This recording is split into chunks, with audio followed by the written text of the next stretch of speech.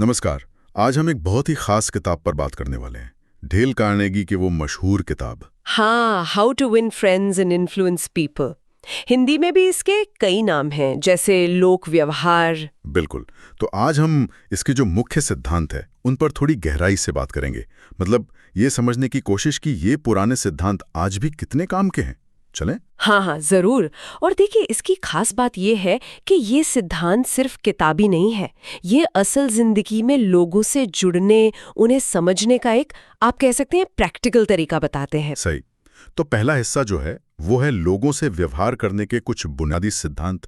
और इसमें सबसे पहली और शायद सबसे मुश्किल बात, आलोचना, निंदा और शिकायत, इनसे बचना।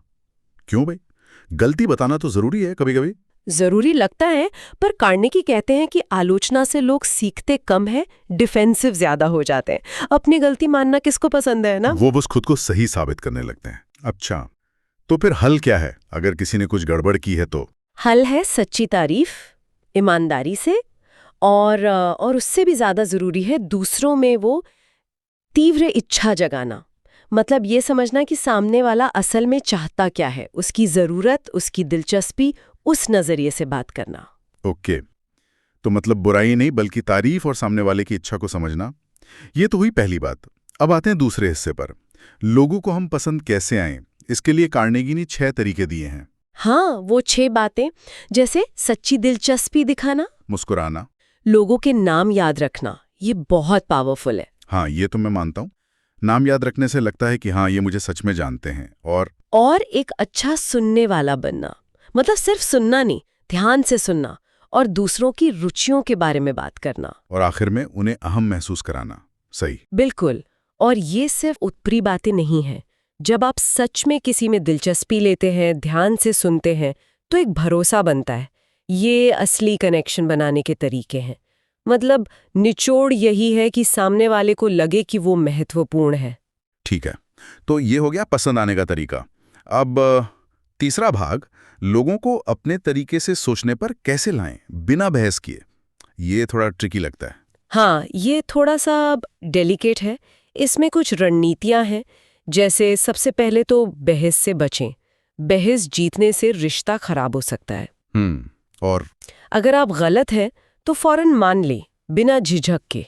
अच्छा ये मुश्किल है थोड़ा। मुश्किल है पर असरदार है। इससे सामने वाला नरम पड़ जाता है। और शुरुआत हमेशा दोस्ताना अंदाज में करें, गुस्से या शिकायत से नहीं। और वो हाँ वाली बात, कोशिश करें कि सामने वाला शुरू से ही हाँ कहना शुरू करें। ये थोड़ा मैनिपुलेटिव नहीं लगता? नहीं, इसे मैनिपुलेशन की तरह नहीं देखना चाहिए। देखिए, जब कोई लगातार हाँ कहता है तो एक सकारात्मक माहौल बनता है। वो आपकी बात सुनने और समझने को ज्यादा तैयार होता है। ये टकराव टालने और सहमति बनाने का एक तरीका है। सवाल ये है कि आपको बहस जीतनी है या सामने वाले का सहयोग। सहयोग जीतना ज्यादा जरूरी है शायद। सही बात है। अच्छा, और फिर आता है चौथा भाग, लीडरशिप पर, नेतृत्व। हाँ, एक लीडर के तौर पर कैसे व्यवहार करें, यहाँ भी वही मूल सिद्धांत है। सीधी आलोचना नहीं। मतलब अगर किसी को उसकी गलती बतानी भी है तो सीधे नहीं। हाँ, पहले कुछ तारीफ करें, फिर धीरे से बिना ज्यादा तूल दिए गलती की ओर इशारा करें। और हमेशा दूसरे की इज्जत बनाए रखें। और सबसे अहम, वो चेहरे की लाज बचाने वाली बात। एग्जैक्टली, उन्हें शर्मिंदा होने से बचाएं। अगर किसी से गलती हुई है तो उसे सार्वजनिक रूप से या बहुत कठोरता से ना बताएं। उसे अपनी इज्जत बचाने का मौका दें। ये चेहरे की लाज बचाना, ये क्यों इतना जरूरी है? क्योंकि अगर आप किसी को सबके सामने नीचा दिखाते हैं तो वो शायद आपकी इज्जत करना छोड़ दे। वो आगे सहयोग करने से कतराएगा। लीडरशिप में रिश्ते बनाए रखना बहुत जरूरी है। तो ये तरीका है कि आप फीडबैक भी दे दें और रिश्ता भी बना रहें। मतलब रचनात्मक प्रतिक्रिया हो, विनाशकारी आलोचना नहीं। तो अगर हम सब कुछ समेटें तो इस किताब का निचोड़ क्या है, क्या टेक अवे है? निचोड़ यही है कि अच्छे रिश्ते बनाने, लोगों पर अच्छा प्रभाव डालने और एक बेहतर लीडर बनने के लिए हमें दूसरों पर ध्यान देना होगा। उनकी भावनाओं को, उनके नजरिए को समझना होगा। हाँ, मतलब आलोचना से बचना, सच्ची दिलचस्पी दिखाना, ध्यान से सुनना और लोगों को इज्जत देना, खासकर जब वो गलती करें तब भी। बिल्कुल। ये सिद्धांत सुनने में भले ही आसान लगे, पर इनको रोजमर्रा की जिंदगी में उतारने के लिए एफर्ट लगता है, सचेत प्रयास। पर इनकी खूबसूरती यही है कि ये आज भी उतने ही काम के हैं। शायद आज की डिजिटल दुनिया में और भी ज्यादा, जहां आमने सामने की बातचीत कम हो रही है। हाँ, ये सोचने वाली बात है। जैसे आज के ज़माने में जब ज़्यादातर कम्युनिकेशन स्क्रीन के ज़रिए होता है, तो इनमें से कौन सा सिद्धांत निभाना सबसे मुश्किल लगता होगा या शायद सबसे ज़्यादा ज़रूरी?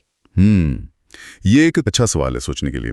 खैर, इसी विचार के साथ डेल कार्नेगी की इस सदाबहार किताब पर हमारी ये बातचीत यहीं खत्म करते हैं।